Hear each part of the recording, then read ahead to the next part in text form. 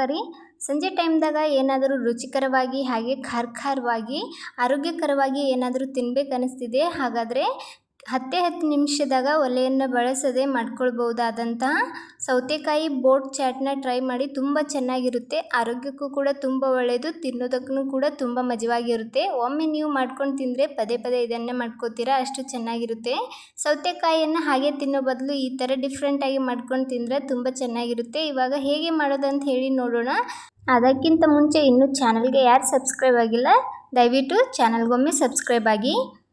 ನಾನಿಲ್ಲಿ ಒಂದೆರಡು ಸೌತೆಕಾಯಿಯನ್ನು ತೊಗೊಂಡಿದ್ದೀನಿ. ನಂತರ ಅದರ ಮೇಲಿನ ಸಿಪ್ಪೆಯನ್ನು ತೆಕ್ಕೊಳ್ಳೋಣ. ಸೌತೆಕಾಯಿ ಮೇಲಿನ ಸಿಪ್ಪೆಯನ್ನು ತೆಗಿತಾ ಇದ್ದೀನಿ. ಹಾಗೇನೂ ಕೂಡ ಮಾಡ್ಕೊಳ್ಬೋದು.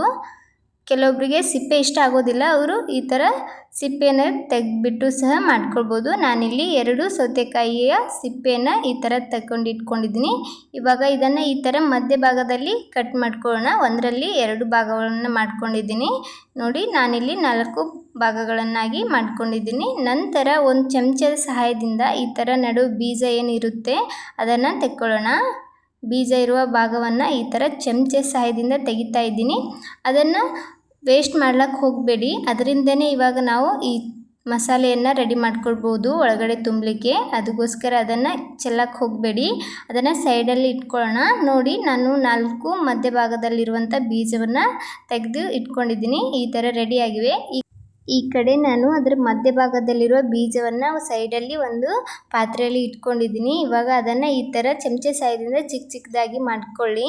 ಅದರಲ್ಲಿರುವ ನೀರನ್ನು ಸ್ವಲ್ಪ ಬಸಿದ್ಕೊಳ್ಳಿ. ನೀರು ತುಂಬ ಇದ್ದರೆ ಅಷ್ಟೊಂದು ಚೆನ್ನಾಗಿ ಮಸಾಲೆ ಆಗೋದಿಲ್ಲ. ಅದಕ್ಕೋಸ್ಕರ ಸ್ವಲ್ಪ ನೀರನ್ನು ಬಸ್ಕೊಂಡ್ಬಿಟ್ಟು ಅದಕ್ಕೇನೆ ನಿಮ್ಗೆ ಇಷ್ಟ ಆದಂಥ ತರಕಾರಿ ಸೇರಿಸ್ಕೋಬೋದು. ನಾನಿಲ್ಲಿ ಒಂದು ಸ್ವಲ್ಪ ಕ್ಯಾರೆಟನ್ನು ಹಾಕ್ಕೊಂಡಿದ್ದೀನಿ. ಹಾಗೆ ಒಂದು ಈರುಳ್ಳಿನ ಚಿಕ್ಕದಾಗಿ ಕಟ್ ಮಾಡಿ ಸೇರಿಸ್ಕೊಂಡಿದ್ದೀನಿ.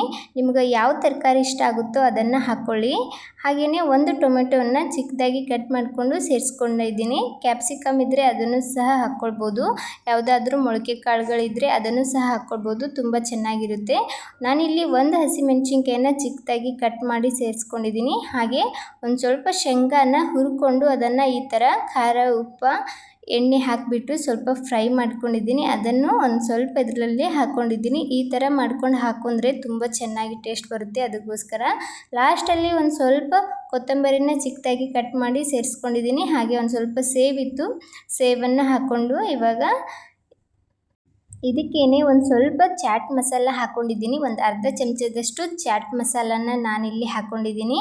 ಹಾಗೆ ಒಂದು ಸ್ವಲ್ಪ ಖಾರದ ಪುಡಿ ಹಾಕ್ಕೊಂಡಿದ್ದೀನಿ. ಹಸಿಮೆಣಸಿನ್ಕಾಯಿ ಕೂಡ ಹಾಕ್ಕೊಂಡಿದ್ದೆ, ಅದಕ್ಕೋಸ್ಕರ ಸ್ವಲ್ಪನೇ ಹಾಕ್ಕೊಂಡಿದ್ದೀನಿ. ರುಚಿಗೆ ತಕ್ಕಷ್ಟು ಉಪ್ಪನ್ನು ಹಾಕ್ಕೊಂಡು ಇವಾಗ ಇದನ್ನು ಚೆನ್ನಾಗಿ ಮಿಕ್ಸ್ ಮಾಡ್ಕೊಳ್ಳೋಣ. ಇದು ಎಲ್ಲ ಕಡೆ ಚೆನ್ನಾಗಿ ಮಿಕ್ಸ್ ಆಗುವಾಗೆ ಚೆನ್ನಾಗಿ ಮಿಕ್ಸ್ ಮಾಡ್ಕೋಬೇಕು. ಈ ಥರ ಮಿಕ್ಸ್ ಮಾಡ್ಕೊಂಡು ಇದನ್ನು ಸೈಡಲ್ಲಿ ಇಟ್ಕೊಳ್ಳೋಣ. ಈ ಕಡೆ ನಾವು ಸೌತೆಕಾಯಿನ ಕಟ್ ಮಾಡಿ ಈ ಥರ ಬೋಟ್ ಶೇಪಲ್ಲಿ ಮಾಡಿ ಇಟ್ಕೊಂಡಿದ್ವಲ್ಲ ಅದನ್ನು ತೊಗೊಂಡ್ಬಿಟ್ಟು ನಾವು ರೆಡಿ ಮಾಡಿ ಇಟ್ಕೊಂಡಿರುವಂಥ ಮಿಶ್ರಣವನ್ನು ಇದಕ್ಕೆ ಹಾಕ್ಕೊಳ್ಳೋಣ. ಈ ಥರ ಮಧ್ಯಭಾಗದಲ್ಲಿ ಅದನ್ನು ಚೆನ್ನಾಗಿ ಫಿಲ್ ಮಾಡ್ಕೋಬೇಕು.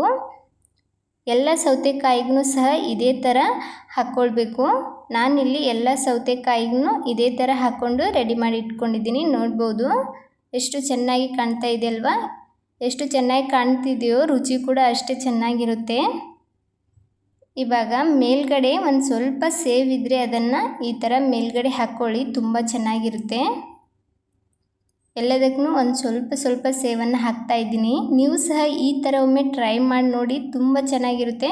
ಒಂದು ಸಲ ನೀವು ಮಾಡ್ಕೊಂಡ್ರೆ ಅಂದ್ರೆ ಪದೇ ಇದನ್ನೇ ಮಾಡ್ಕೊಳ್ತೀರಾ, ಅಷ್ಟು ರುಚಿಯಾಗಿರುತ್ತೆ. ಸೌತೆಕಾಯಿಯನ್ನು ನಾವು ಹಾಗೆ ತಿನ್ನೋ ಬದಲು ಈ ಥರ ಮಸಾಲೆ ಎಲ್ಲ ಹಾಕ್ಕೊಂಡು ಫಿಲ್ ಮಾಡಿ ತಿಂದರೆ ತುಂಬ ರುಚಿಕರವಾಗಿರುತ್ತೆ. ನಿಮ್ಮ ಮಕ್ಕಳಿಗೆ ಒಮ್ಮೆ ಮಾಡಿಕೊಟ್ಟು ನೋಡಿ, ತುಂಬ ಇಷ್ಟಪಡ್ತಾರೆ. ಮೇಲ್ಗಡೆ ಒಂದು ಸ್ವಲ್ಪ ಈ ಥರ ನಿಂಬೆಹಣ್ಣನ್ನು ಹಿಂಡ್ಕೊಂಡು ತಿಂತಿದ್ರೆ ಅದ್ರ ಮಜಾನೇ ಬೇರೆ. ನೋಡಿದ್ರಲ್ಲ ಯಾವ ಥರ ನಾವು ಈ ಬೋಟ್ ಚಾಟ್ನ ಮಾಡ್ಕೊಳ್ಬೋದು ಅಂತ ಹೇಳಿ ಸೌತೆಕಾಯಿಯಿಂದ. ಈ ರೆಸಿಪಿ ನಿಮ್ಗೆ ಇಷ್ಟ ಆಗಿದರೆ ಒಂದು ಲೈಕ್ ಕೊಡಿ, ಹಾಗೆ ಚಾನಲ್ಗೆ ಸಬ್ಸ್ಕ್ರೈಬ್ ಆಗಿ. ಯಾರೆಲ್ಲ ವಿಡಿಯೋ ನೋಡ್ತಾ ಇದ್ದೀರಾ ಎಲ್ಲರಿಗೂ ಧನ್ಯವಾದಗಳು.